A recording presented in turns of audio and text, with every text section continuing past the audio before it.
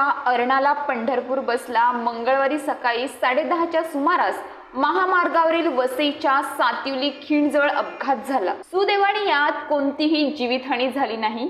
यावेळी बसमधील 2 प्रवासी जखमी झाले आहेत। सकाळच्या वेळेत पंढरपूर अर्नाळा एसटी बस विरार पश्चिमेच्या अर्नाळा आगारातून पंढरपूरला जाण्यासाठी रवाना झाली होती। यावेळी सातिवली खिंड येथून जात असताना बसला मागून डंपरने धडक दिली। या धडकेमुळे बस समोरच्या डंपरला धडकली, त्यामुळे हा अपघात घडला। यावेळी बसमधून 10 प्रवासी प्रवास करत होते, त्यापैकी 2 प्रवासी जखमी झाले आहेत। अपघाताची माहिती मिळताच वाहतूक पोलिसांनी तात्काळ घटनास्थळी धाव घेतली।